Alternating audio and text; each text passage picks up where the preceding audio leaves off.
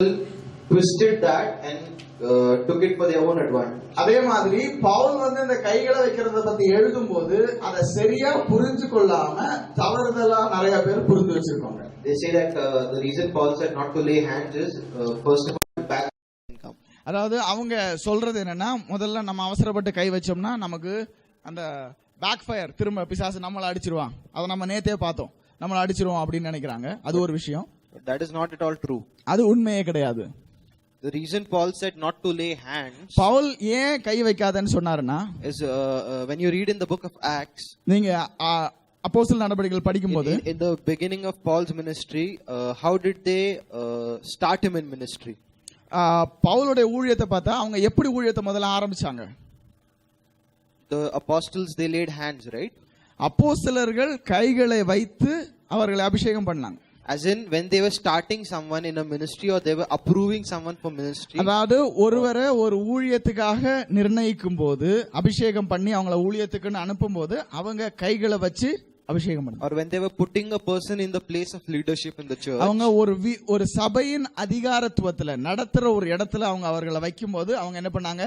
கைகளை வச்சாங்க. They did it by laying on of hands, and like that was a procedure to show that this person is approved. ஆமா, ஒரு மனுஷன் இந்த தகுதிக்கு, இந்த பொறுப்பு செய்யறதுக்கு அவன் தகுதியானவன் அவனை நிர்ணயிக்கிறதுக்கு, அவன் அந்த இடத்துல வைக்கிறதுக்கு ஒரு அடையாளமா கைகளை வச்சாங்க.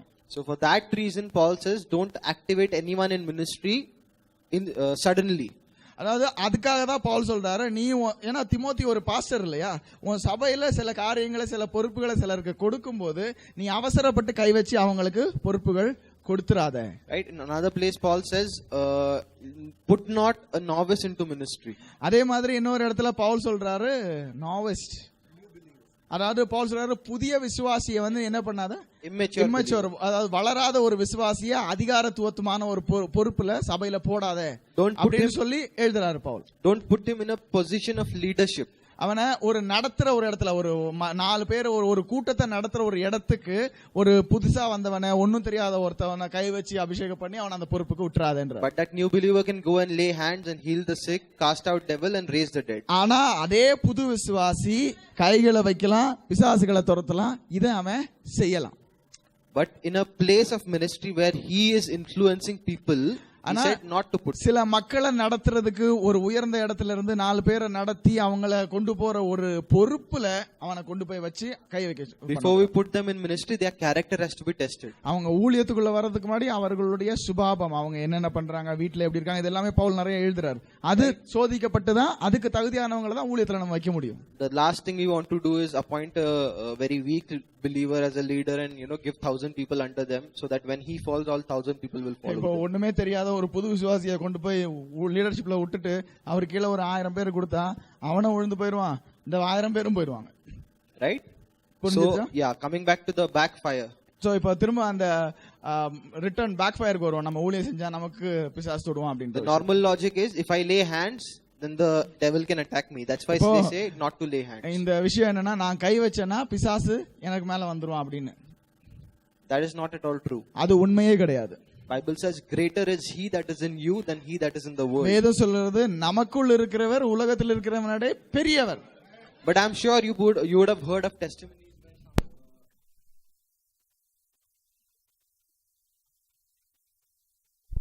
நீங்க கண்டிப்பா யோசிச்சிருப்பீங்க. அதாவது நீங்க உங்களுக்கு யாராவது டெஸ்டிமனி கூட சொல்லியிருப்பாங்க, இது மாதிரி நான் போய் ஊழியம் பண்ண எனக்கு என்ன வந்துருச்சு, அந்த நோய் என் மேல வந்துருச்சு அப்படின்னு நிறைய பேர் சொல்லியிருப்பாங்க. அது நிறைய பேர் இருந்து கேட்டிருப்பீங்க. You would have heard testimonies like this. அது மாதிரி நீங்க நிறைய கேட்டிருப்பீங்க.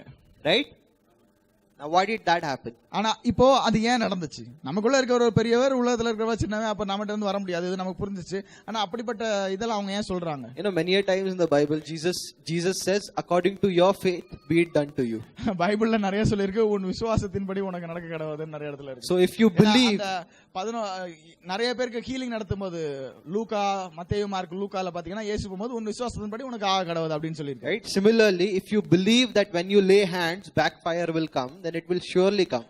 அதே மாதிரி நான் கை வச்சு யாருக்காவது ஜெபம் பண்ணா அது எனக்கு வரும்னு நீங்க விசுவாசிச்சீங்கன்னா அது உங்களுக்கு நடக்கும். There is no problem with your faith. அது உங்க விசுவாசத்தை நீங்க அப்படி நினைச்சா it works perfectly. அது கண்டிப்பா வேலை செய்யும். Whatever you believe comes to pass. நீங்க என்ன விசுவாசிங்களோ அது கண்டிப்பா நடக்கும். Right? That is why, in the same case, if you believe that nothing can touch me, அதே விதத்துல ஒன்றும் ஒரு விதத்திலும் என்னை சேதப்படுத்தாதுன்னு விசுவாசிச்சீங்கன்னா, nothing shall by any means harm me, உங்களை ஒரு விதத்திலும் ஒண்ணுமே தொடாது. if you believe that, that is exactly what will happen. அப்ப நீங்க அதை விசுவாசிச்சீங்கன்னா நிச்சயமா அதுதான் உங்களுக்கு நடக்கும். Right?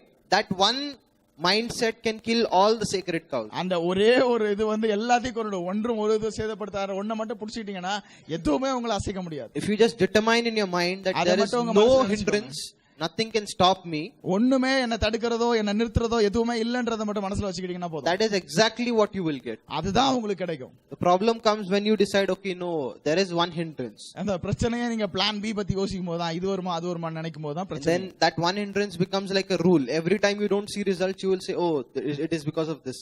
அந்த ஒரு பிரச்சனை உங்களுக்கு ஒரு சட்ட மாதிரி ஆயிடும். நீங்க எது நடக்காதோ இதனால தான் அப்புறம் அதுல நீங்க பாண்டேஜ்ல போயிடுவீங்க. Right? So the laying on of hands was to activate people into ministry. அப்போ கையை வைக்கிறது, திமோத்தி கிட்ட பேசுறது வந்து ஊழியத்துல சிலர் ஆர்டைன் பண்ணி ஊழியத்துக்காக அனுப்பும்போது அது அவசரப்பட்டு ஒருத்தவங்கள ஊழியத்து பொறுப்பு கொடுத்து இது பண்ணிடுறாங்க. அதான் சொல்றாரு. That did not mean you should not go and lay hands on people to heal them. அதாவது வியாதியஸ்தரை சுகப்படுத்துறதுக்கு அவங்க மேல கை வைக்கிறத பத்தி இது பேசல. Because that is a clear cut command for us. ஏன்னா அது ரொம்ப கிளியரா சொல்லிட்டாரு, தெளிவா சொல்லிருக்காரு நம்மட்ட. Bible does not contradict itself. It does not go against itself. வேதம் தன்னை முரணாக தானே பேசாது. அதுக்கு விரோதமா அது எப்படி பேசும்? I believe that answers that. அது உங்களுக்கு புரிஞ்சுச்சு. இங்க இதுல எழுதி இருக்குல்ல, மத்தேயு 16 கிரேட் கமிஷன், நீங்கள் போய் உலகத்து சகல ஜாதிகளுக்கும் சுவிசேஷம் சொல்லுங்கள், அங்க உள்ள வியாதிஸ்தர்களை சுகப்படுத்துங்க. அப்ப அங்க இருக்கிறவங்க மேல கை வச்சு ஜெபம் பண்ணுங்கன்றது இருக்கு. அப்ப அதே வேதம் எப்படி நீ அவசரப்பட்டு கை வைக்காதான் சொல்ல முடியும்? இந்த ஊருக்கு வரணும் எல்லாரும் மேலயும் கை வச்சு எல்லாரையும் ஹீல் பண்ணணும், அதுதான் ஆண்டவர் கொடுத்த கட்டளையே. அப்புறம் அவசரப்பட்டு கை வைக்காதானா? சோ அதனால அந்த விஷயம் இல்ல. இது நம்ம மக்கள் சபையில இருக்கிறோம், 4 பேரை நடத்துறதுக்கு ஒரு பொறுப்பு ஏதோ ஒன்று கொடுப்போம். அவன் ஒன்னும் தெரியாத வேணா வந்தாங்கன்னா, பிரதர் போய் சண்டே ஸ்கூல் நடத்துங்கன்னா அவன் என்ன பண்ணுவான்? அவன் எப்படி சிகரெட் அடிக்கிறதான் சொல்லி கொடுப்பான். அப்புறம் அவன் பண்ற பாவத்துக்கு நாம பங்குள்ளவர்கள் ஆயிரும். Okay, so the next point is people believe there is God's specific timing for specific people to get healed. சிலர் வந்து ஆண்டவர் ஒருவருடைய சுகத்திற்கும் ஒரு நேரம் வச்சிருக்காரு, தேவனுடைய வேளை வரும்போது நான் குதித்து நடப்பேன் அப்படின்னு நிறைய பேர் யோசிச்சுட்டு இருக்காங்க. It's not yet my time for God to heal. அதாவது இன்னும் ஆண்டவருடைய வேளை வரல நான் சுகமாகிறது. Or when I go and pray for someone and they don't get healed, I say, okay, it is not yet God's time. அப்ப நான் யாருக்காவது ஜெபம் பண்ண போறேன்னா அவங்க சரியாகலன்னா சரி, God has a perfect time for everything. ஆண்டவர் ஒவ்வொருத்தருக்கும் சரியான குறிச்ச நேரம் வச்சிருக்காங்க. That is Yeah, that is stupid. அது முட்டாள்தனம். Right? God does not heal people based on a case to case basis. ஆண்டவர் மக்களை இப்போ ஹாஸ்பிட்டல் நீங்க போனீங்கன்னா நம்பர் டோக்கன் 1 வாங்க, டோக்கன் 2 வாங்க, டோக்கன் 3 வாங்கன்னு கூப்பிட்டு ஹீல் பண்றாங்கல்ல, அந்த மாதிரி ஆண்டவர் சுகம் கொடுக்கிறவர் இல்ல.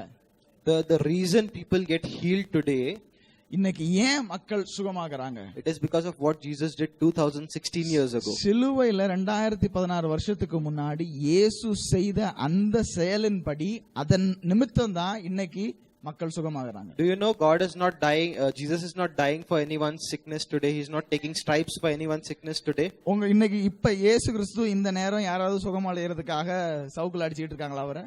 இல்ல இப்ப அவர் சிலுவையில செத்தாரா? இப்ப அவர் அந்த பாடுபட்டுட்டு இருக்காரா? No. இல்ல. Right? Every person that is healed was healed 2016 years ago. அப்போ சுகம் பெறுகிற எவனும் 2016 வருஷத்துக்கு முன்பாகவே சுகத்தை பெற்றான். God is not healing anyone today. ஆண்டவர் யாரையும் இன்று சுகப்படுத்துவது இல்லை. So in that case healing passed away. So அந்த விஷயத்துல சுகம் போயிடுச்சு. Meaning it is done once and for all. அது அதாவது அது முடிஞ்சிருச்சு. எல்லாருக்கான சுகம் செய்து முடித்து ஆயிற்று. Right? Today it's up to people to receive or for the believer to go and make them receive. இப்போ நம்ம கையில இருக்கு, நாம போய் அவங்களுக்கு அதை கொடுக்கணும். Right? சரியா? The people can use their own faith to get the sickness out, or the believer can go and kick the sickness out. அவங்களுக்கு விசுவாசம் இருந்தா அவங்களே அந்த வியாதி அவங்கள விட்டு வெளியே போன்னு சொல்லலாம். பிசாசு எதிர்த்துறவங்க அவங்களோட ஓடி போவான். அப்படி இல்லைன்னா நாம போய் இயேசு நாமத்துல போன்னு துரத்தலாம். See, if we just stick to the word of God, all these doctrines, they won't have any place. அப்போ நீங்க தேவனுடைய வார்த்தையில மாத்திரம் நிலைச்சு நின்னீங்கன்னா இந்த மாதிரி அது இதுன்னு எதுவும் உங்களை அசைக்க முடியாது. Nowhere in the Bible do we see Jesus saying this is not your timing for healing. வேதத்துல இயேசு கிறிஸ்து யார்கிட்டயும் எப்பவும் இது உன்னுடைய வேலை இல்லைன்னு சொல்லவே இல்லை. Nowhere in the Bible. எந்த இடத்துலயும் சொல்லல. Now in some pastor's mind maybe it would have come, the woman whom Jesus says the bread is not for the dogs. இப்ப அவங்க மனசுல எல்லாம் வரும், ஆமாமா ஒரு இடத்துல ஒரு பொண்ணு வருவா, ஆண்டவர்ட்ட கேட்பா, அவர் சொல்லுவாரு பிள்ளைக்குரியத நாய்க்குட்டிகளுக்கு போடுறது சரியில்லைன்னு சொல்லுவாருன்னு கேப்பீங்க. That should be a word of knowledge. Yeah, so the place where this one woman comes to Jesus, சரி, அந்த இடத்துல ஒரு பொண்ணு வந்து என் பிள்ளைக்காக கேட்பால இயேசு கிட்ட, and she wants her daughter to be healed. அவ வந்து என் மகளுக்கு சுகம் வேணும்னு கேட்பா. Jesus says the bread is for the children, it's not for the dogs. அப்போ இயேசு சொல்றாரு அப்பம் வந்து பிள்ளைகளுக்கு நாய்க்குட்டிகளுக்கு கிடையாதுன்னு. Firstly, முதல்ல that woman still got healed. முதல்ல என்னன்னா அந்த பொண்ணு அந்த தாய் அந்த பிள்ளைக்கான சுகத்தை பெற்றுக்கொண்டாள். Still she got healed. சுகம் நடந்துச்சு அங்க. Right, even when Jesus said it is not for the dogs, still she got healed. அதாவது ஆண்டவர் நாய்களுக்கு கிடையாது அப்படின்னு சொன்னாலும் அந்த இடத்துல சுகம் நடந்துச்சு. Right, so even that excuse is invalid. அப்போ அதுவும் நம்ம சொல்ல முடியாது. But why did Jesus say that? அப்ப ஏன் இயேசு அந்த இடத்துல அப்படி சொன்னார்? This woman was not an Israelite. அவ இஸ்ரவேல் கிடையாது. And Jesus, அவ புறஜாதியான ஸ்திரீ. And Jesus says he was first sent to the house of Israel and then to the Gentiles. இயேசு சொன்னார் முதல்ல இஸ்ரவேல் மக்களுக்காகவும் அதுக்கப்புறம் புறஜாதியாருக்காகவும் வந்தார்னு சொல்றார். Right, when Israel rejected the savior, then the Gentiles got in. அப்போ இஸ்ரவேலர்கள் இயேசு கிறிஸ்துவை ரட்சகரை புறக்கணிச்சதுனால புறஜாதியாருக்கு கொடுக்கப்பட்டார். So in order for that prophecy to fulfill, Jesus had to first minister only to Israel. அப்போ அந்த தீர்க்கதரிசனம் நிறைவேறுவதற்காக முதல்ல இயேசு கிறிஸ்து இஸ்ரவேல் மக்களுக்கு மாத்திரம். But even in that case, many non-Israelites got healed. ஆனா அந்த நேரத்திலையும் புறஜாதியார் அநேகர் சுகம் பெற்றார்கள். One is this woman's daughter. அதுல ஒருத்தர் இந்த அம்மாவோட பொண்ணு. Second is that centurion's servant. அந்த நூற்றுக்கு அதிபதியோட வேலைக்காரன். Right, so people still got healed. மக்கள் புறஜாதியார் சுகம் பெற்றார்கள். So God is not deciding on a case to case basis for people's healing. ஆண்டவர் ஆஸ்பத்திரியில இருக்கிற மாதிரி டோக்கன் போட்டு யாரையும் சுகம் கொடுத்துறது கிடையாது. God has already healed everyone. தேவன் எல்லோரையும் சுகப்படுத்தி இருக்கிறார். Now it is up to believers to go and enforce that healing. இது நம்மோட வேலை, நாம போய் தேவனுடைய சட்டத்தை நிரூபிச்சிட்டு வரணும். Okay, so that point, I hope that point is clear. நான் அது உங்களுக்கு கிளியரா இருக்கும்னு நினைக்கிறேன். Next point is about open heavens and closed heavens. நம்ம இந்த திறந்த வானம் அடைக்கப்பட்டிருக்கிறது அப்படின்னு சொல்லி முழங்கால் யுத்தம் செஞ்சு வானத்தை திறக்கறாங்க நிறைய. One of my favorite points. அதுல எனக்கு ரொம்ப பிடிச்ச விஷயம் அது. People say the devil has built an army or a wall in this region in the sky, so your prayers are not going through. அப்ப ஆண்டவர் சொல்றாரு வான மண்டலத்துல உள்ளவங்க எல்லாம் பிசாசு அங்க பெரிய செவுரு அடைச்சு வச்சிருக்கான், நாம ஜெபங்கள் இங்க இருந்து ஆண்டவர் கிட்ட போகாதபடி தடுத்து வச்சிருக்கான். So we have to pray and fast for that. நாம அதுக்காக முழங்கால்ல போட்டு ஜெபம் பண்ணி உபவாசம் இருந்து நாம இது பண்ணணும்னு சொல்றாங்க. It's like we'll pray and fast and make a rocket and blow it in the sky. நம்ம உபவாசம் இருந்து ஒரு ராக்கெட் செஞ்சு பிசாசை உடைக்கிற மாதிரி. And then the road will clear. அதுக்கப்புறம் ரோடு கிளியர் ஆயிரும்ன்ற மாதிரி. Where is it in the Bible? அது வேதத்துல எங்க இருக்கு? எங்க இருந்து கத்துக்கிட்டாங்க? Where do you see Jesus is like, "Arey, come disciples, come to me. Now we have to sit and fast and pray so that this demonic stronghold is broken." என்னைக்காவது இயேசு கிறிஸ்து அப்படி பண்ணிருக்காரா? சீடர்கள் எல்லாரையும் கூப்பிட்டு உட்கார வச்சு இங்க ஒரு பெரிய ஸ்ட்ராங் ஹோல்ட் இருக்கு, இதை உடைக்கணும், நம்ம முழங்கால் போட்டு ஜெபம் பண்ணனும் ஜெபம் பண்ணாரா? Did you ever see Jesus doing that? எப்பவாவது இயேசு அப்படி செய்யறதை நீங்க பாத்தீங்களா? Did you ever see the disciples doing that? இயேசுவின் சீடர்கள் அதை செய்யறதை எப்பவாவது பாத்தீங்களா? Then how do you think you get the authority to do it? அப்ப அவங்க எல்லாம் செய்யலனா நீங்க அவங்களோட ரொம்ப பெரிய ஆளோ, நீங்க அதெல்லாம் செய்யறது? Right, that is again a doctrine of devil. அது பிசாசுடைய ஒரு போதனை. And just because it sounds spiritual, you don't have to take it. அது ரொம்ப அப்படியே ஆவிக்குரிய விதமா அழகா இருக்குல்ல, அதனால அதை எடுத்துக்கணும்னு அவசியம் இல்லை. In John it instructs us to test every spirit. அதாவது வேதம் நம்மளை சொல்லுது, நீ ஒவ்வொரு ஆவியையும் நிறுத்து பாருன்னு சொல்லுது. It says to test. ஒவ்வொரு ஆவியையும் சோதித்து பார்க்க சொல்லுது. Right? Again another place it says to judge. ஒவ்வொரு ஆவியை நிறுத்து பார்க்க சொல்லி இருக்கு. Right, so whatever you receive and whatever is said from the pulpit, even when we are speaking, take it and check it if it is in the Bible. அதாவது எது உங்களுக்கு மேடையில இருந்து போதிக்கப்பட்டாலும் அதை எடுத்து வேதத்தோட சோதித்து பாருங்க, ஆராய்ஞ்சு பாருங்க. நாங்க சொன்னாலும் நீங்க அதை அப்படிதான் செய்யணும். வேதம் சொல்றதை மாத்திரம் தான் நாம எடுத்துக்கணும்.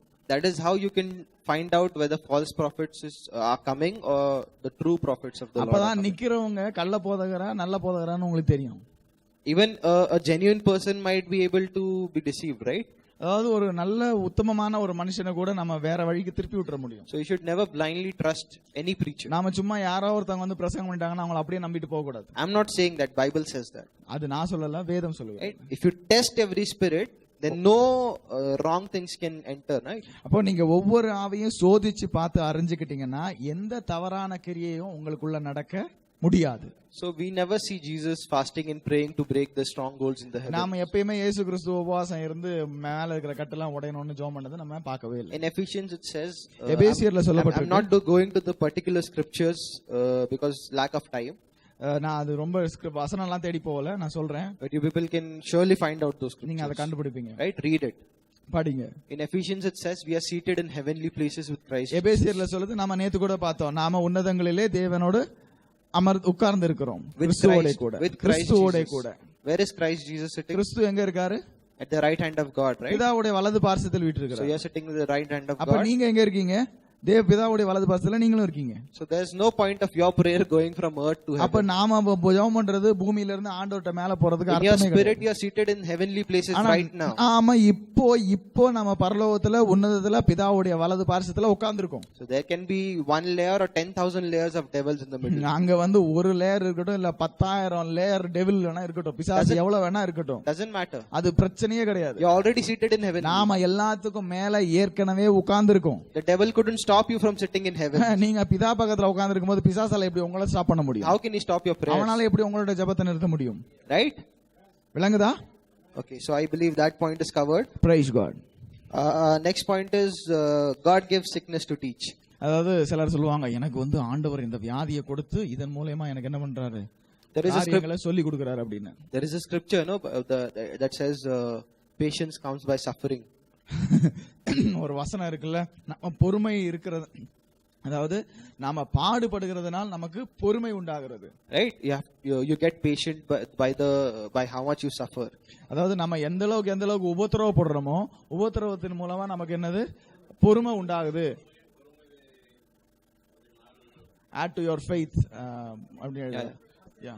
No, there's another scripture where it says patience comes by suffering. அப்போ நிறைய பேர் சொல்றாங்க நம்ம பாடுபடும் போது நமக்கு பொறுமை வருது அப்படின்னு. Also it says Jesus was perfected by suffering. அது இன்னொன்னு அது சொல்லுது, இயேசு கிறிஸ்து அவர் பாடுகளின் மூலமாய் அவர் முழுமை அடைந்தார் அப்படின்னு. Yeah, if you study these scriptures out, they have no connection with each other. நீங்க அந்த வசனத்தை ஒழுங்கா படிச்சீங்கன்னா இவங்க சொல்ற இந்த வியாதி படுறதுக்கும் அதுக்கும் சம்பந்தமே கிடையாது. That is one thing you can break if you are very thorough with the word of God. நீங்க தேவனுடைய வார்த்தையில உறுதியா இருந்தீங்கன்னா அதை ஈஸியா உடைச்சிருவீங்க. Right? You find out when you're reading something, you find out the context of what it is saying. அப்போ நீங்க ஒரு விஷயத்தை நீங்க படிக்கும்போது அது என்ன சாரத்துல பேசுது, என்ன சொல்ல வராங்கன்றதை நீங்க முழுமையா புரிஞ்சுக்கணும். Okay. How many of you have children? எத்தனை பேருக்கு பிள்ளைங்க இருக்காங்க? Okay, fine. Some of you have. Most of you have. Praise God. So how many of you would like to give a cancer to your child? உங்கள எத்தனை பேருக்கு ஒரு பிள்ளைக்கு cancer கொடுக்கலாம் அப்படின்னு நினைச்சு வச்சிருக்கீங்க? Teach him to read Bible. அவன் கேன்சர் வந்துச்சுன்னா ஒழுங்கா உட்கார்ந்து பைபிள் படிப்பான் அப்படின்னு நினைக்கிறவங்க Anyone? இருக்கீங்களா யாராவது? Why not? ஏன்? But God said, as filthy as you are, you yourself, the parable, Yeah. The fish right? parable. We being evil will not give cancer to our kids. நீங்க இவ்வளவு பொல்லாதவங்களா இருக்கும்போதே உங்க பிள்ளை நல்லா ஆகணும்ன்றதுக்காக கேன்சர் வரணும்னு நினைக்க மாட்டீங்க. And Bible says God is love. வேதம் சொல்லுகிறது தேவன் அன்பாகவே இருக்கிறார். You have no clue how much that love is. அப்ப உங்களுக்கு ஐடியாவே கிடையாது அந்த அன்பு எவ்வளவு பெருசுன்றது. And you think God will give cancer to people to teach them something. ஆனா நீங்க நினைக்கிறீங்க ஆண்டவர் கேன்சர் கொடுத்து அவங்களுக்கு போதிப்பாருன்னு நினைக்கிறீங்க. What does a person learn out of cancer? Cancer வரும்போது மனுஷன் என்னத்தை கத்துக்கறான்? Before he gets a chance to learn, he dies, right? அவன் கத்துக்க ஆரம்பிக்கிறதுல செத்து போயிடுறான். If cancer taught you things, then cancer would be called the helper, right? Instead of the Holy Spirit. அப்போ ஒருவேளை உங்களுக்கு கேன்சர் ஏதோ சொல்லி கொடுக்குதுன்னா நீங்க கத்துக்கிட்டு வரணும். அப்ப அததான் உங்களுடைய டீச்சர்னு சொல்லணும், அப்படிதானே? And what is the job of the Holy Spirit? அப்ப ஆவியானவருக்கு என்ன வேலை? See, again what I said, according to what you believe, you receive. திரும்பவும் அதேதான், நீங்க எப்படி விசுவாசிங்களோ அது மாதிரி உங்களுக்கு நடக்கும். Devil is cunning in this one thing. இந்த ஒரு விஷயத்துல பிசாசு ரொம்ப சாக்குவா இருக்கான். He will teach you to accept the sickness using the word of God. அவன் தேவனுடைய வார்த்தையை சொல்லியே இந்த வியாதியை நீ வச்சுக்கோன்னு உங்களுக்கு சொல்லி கொடுத்துட்டான். And then he will use your own faith to give you sickness. அப்போ உங்க விசுவாசத்தை பயன்படுத்தியே உங்களுக்கு வியாதி கொடுத்துறான் அவன். It's like I plan to kill you. அப்ப நான் உங்களை கொல்றதுக்கு முயற்சி பண்றேன். I take you with me to the bank. நான் உங்களை என் கூட உங்களை பேங்க் கூட்டிட்டு போறேன். I'll make you withdraw money from your bank account. உங்க பேங்க் அக்கவுண்ட்ல இருந்து உங்களை பணம் எடுக்க வைப்பேன். I'll take that money and go buy a gun. அந்த பணத்தை நான் உங்ககிட்ட இருந்து புடிங்கிட்டு Then I will tell you to hold it. உங்களை சொல்லுவேன் இத புடிச்சுக்கோங்க அப்படி. I will just press the trigger. கன் எடுத்து உங்களை சுட்டுருவேன். And I will kill you. நான் உங்களை கொன்றுவேன். That's what exactly the devil does. அதுதான் பிசாசு பண்றான். He'll use everything that God has given you against you. அதாவது தேவன் உங்களுக்கு கொடுத்த எல்லாவற்றையும் உங்களுக்கு விரோதமாய் அவன் திருப்பி விடுகிறான். If you believe that God gives sickness, who's going to heal you? Devil? அப்போ நீங்க ஒருவேளை ஆண்டவர் வியாதி கொடுப்பாருன்னு நம்புனீங்கன்னா யாரு சுகப்படுத்துவார்னு நினைக்கிறீங்க? பிசாசா? If the one who's supposed to heal you, he is giving you sickness, to whom you're going to pray? அப்போ உங்களுக்கு சுகம் கொடுக்க வேண்டியவரே அவர்தான். There are only two parties. அவர் உங்களுக்கு வியாதி கொடுத்தாருன்னா அப்ப நீங்க யார்கிட்ட போய் ஜெபம் பண்ணுவீங்க? So if God is giving you sickness, you have to pray to the devil. அப்போ ஆண்டவர் வியாதி கொடுத்தா பிசாசு கிட்ட ஜெபம் பண்ணணும். Right? அப்படிதானே? It doesn't make any sense. அது ஒரு உண்மையா இல்ல பாருங்களேன், முட்டாள்தனமா இல்ல? It's like, many of the Christians when reading the Bible or listening to something, they'll just switch off their logic button. சிலர் இந்த பைபிள் படிக்கும்போது லாஜிக் அப்படின்ற ஒரு பட்டனையே ஆஃப் பண்ணிடுவாங்க. சும்மா படிக்கிறது. If the one who's supposed to protect you is starting to give you sickness, then who's going to save you? அப்ப உங்களை காத்து உங்களை நடத்தி உங்க பாதம் கல்லில் விடாதபடி நடத்த வேண்டியவரே உங்களுக்கு வியாதி கொடுப்பாருன்னு நீங்க நம்பினா வேற யார்கிட்ட இருந்து ரட்சிப்பு வரும்? In James it says God is good. ஜேம்ஸ்ல யாக்கோபுல சொல்லி இருக்கு தேவன் நல்லவராகவே இருக்கிறார். Every good and perfect gift comes from the Father. நன்மையான எந்த ஈவும் ஜோதிகளின் பிதாவினிடத்திலிருந்து வருகிறது. It says in him there is no shadow of turning. அதுக்கு அடுத்த வசனத்துல பாத்தீங்கன்னா அவருடைய பிரகாசத்தில் நிழல் இல்லைன்னு வரும். வேற்றுமை ஏதுமில்லை, அவருடைய பிரகாசத்தில் வேற்றுமை ஏதுமில்லை. Do you think God is so weak that he has to use the devil to teach you something? நீங்க நினைக்கிறீங்க ஆண்டவர் என்ன அவ்வளவு வீக்கா இருக்காரா என்ன? The Holy Spirit, அவருக்கு முடியாம போயிருச்சு, அவர் வந்து பிசாசு கிட்ட help கேக்குறாரா? The Holy Spirit is not strong enough? அப்போ போதிக்கிறதுக்கு பரிசுத்த ஆவியானவர் அவ்வளவு பலனுள்ளவரா இல்ல? Or the devil has more power than the அப்ப Holy Spirit? பிசாசுக்கு அவ்வளவு பவர் இருக்கு, போதிச்சிருவான் அவன். Why in the world will God have to use the things of the devil to teach you anything? அப்போ ஏன் ஆண்டவர் உலகத்துல பிசாசுடைய காரியங்களை பயன்படுத்தி உங்களை போதிப்பாருன்னு நினைக்கிறீங்க? See, that makes the work for the devil very easy. நீங்க அப்படி நினைச்சீங்கன்னா பிசாசுடைய வேலை ஈஸியா நடக்கும். Devil comes to steal, kill and destroy, right? அவன் வரதே கொல்லவும் அழிக்கவும் திருடவுமே வருகிறான். And then he teaches you that God wants to steal, kill and destroy. அவன் உங்களுக்கு சொல்றான் ஆண்டவரும் கொல்லவும் திருடவும் பிடிக்க தான் வரான்னு அவன் உங்களுக்கு சொல்லி கொடுத்துறான். And when you believe it, நீங்க அதை நம்பும்போது he is able to freely access whatever he wants. அவன் ஈஸியா நீங்க வச்சிருக்கிற எல்லாத்தையும் சுரண்டிட்டு போயிட்டே இருக்கான். It's because you believe it. ஏன்னா நீங்க விசுவாசிக்கிறீங்க. It is not God's fault. அது ஆண்டவருடைய தப்பே கிடையாது. God is there trying his best to save you from that. ஆண்டவர் தன்னுடைய முழு பலத்தாலும் உங்களை இந்த காரியங்களிலிருந்து விடுபடுறதுக்கு முயற்சி செய்து கொண்டிருக்கிறார். He's sending donkeys across your path talking to you. அவர் கழுதையெல்லாம் அனுப்பி உங்ககிட்ட பேச விடுறாரு. Even we have come here. நாங்களும் அது மாதிரிதான். Right? And if you still choose not to listen, then no one can save you. அப்படி இருந்தும் நீங்க கேட்க மாட்டீங்கன்னா உங்களை யாராலையும் காப்பாற்ற முடியாது. You can enjoy your school of the devil. பிசாசோட ஸ்கூல்ல இருக்கீங்கல்ல, ஜாலியா இருப்பீங்க. Right? So God does not put sickness in your life to teach you anything. ஆண்டவர் பாவங்களை உங்களுடைய வாழ்க்கையில போட்டு உங்களுக்கு போதிக்கிறது இல்லை. போதிக்கிறவர் ஆவியானவர் மட்டுமே. Do you know one thing? God made man in his own image. உங்களுக்கு தெரியுமா ஆண்டவர் மனுஷனை தன்னுடைய சாயலாக படைத்தார். Meaning even the emotions that we have, those are from God. நம்ம கிட்ட இருக்கிற சில இந்த சுபாவங்கள் இருக்குல்ல, கோபம் வருது, feelings, இந்த உணர்வுகள், நம்முடைய உணர்வுகள், இந்த உணர்ச்சிகள், இது எல்லாமே ஆண்டவருக்கு உண்டு. Right? It came from God. அது ஆண்டவர் இடத்துல இருந்து நமக்கு வந்துச்சு. But because of sin, many of those things faded away and became very diluted. ஆனா பாவத்தை நிமித்தமா இந்த பல காரியங்கள் அது அப்படியே அமுங்கி போய் நிறைய விஷயங்கள் வெளியில வரவே இல்லை. It became very corrupted. அது தவறுதலா Trichy விடப்பட்டிருக்கு. So even with that corrupted love, we say we will not give cancer to our children. அப்ப அப்படிப்பட்ட திரிச்சு விடப்பட்ட ஒரு அன்பினாலேயே நம்ம சொல்றோம் நம்ம பிள்ளைக்கு நம்ம வந்து கேன்சரை கொடுக்க Imagine மாட்டோம். in the purest form of the love that God has, அப்போ ரொம்ப பரிசுத்தமான அந்த உண்மையான அந்த அன்பு இருக்கிற ஆண்டவர் will he even think of giving you problems our to teach you? அவர் மனசுல கொஞ்சமாவது வருமா இவனுக்கு ஏதாவது ஒரு வியாதியை கொடுத்து இவனுக்கு teach That is a lie from the pit of hell. அது அகல பாதாளத்துல இருந்து வந்த பொய். Right? Amen. Yeah, so I think I covered this last point already. God picks and chooses to heal on a case-to-case basis. So, yeah, God again, I'll revise the points once more. Laying hands is for activating people in ministry. இப்போ கைகளை வைக்கிறது மக்களை ஊழியத்துக்காக தயார்படுத்தி விடுறதுக்கு ஊழியத்துக்கு அவங்களை appoint பண்றதுக்காக மட்டும்தான் நம்ம யூஸ் பண்றோம். That is the only place where it says not to lay hands. அந்த இடத்துல தான் நம்ம அவசரப்பட்டு கை வைக்க கூடாது. Just everything Jesus says, go lay hands. மற்ற எல்லா இடத்துலயும் இயேசு கிறிஸ்து போய் கைகளை வைங்கன்னு தான் சொல்றாரு. Heal the sick, cleanse the lepers, raise the dead, cast out devils. வியாதி சுஸ்தப்படுத்துங்க, பிசாசுகளை துரத்துங்கன்னு எல்லா இடத்துலயும் ரெகுலரா தான் சொல்றாரு. அந்த இடத்துல நம்ம யோசிக்க வேண்டிய தேவை கிடையாது. Right? Second is God's timing. அடுத்தது தேவனுடைய நேரம். If you see that same thing is written in present tense also and in past tense also.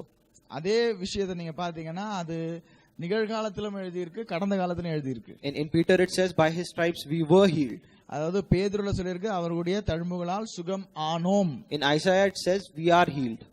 ஏசாயால சொல்லிருக்கு நாம் சுகம் ஆனோம். I mean what ஆகிறோம். ஏசாயால ஆகிறோம்னு எழுதி இருக்கு. Right?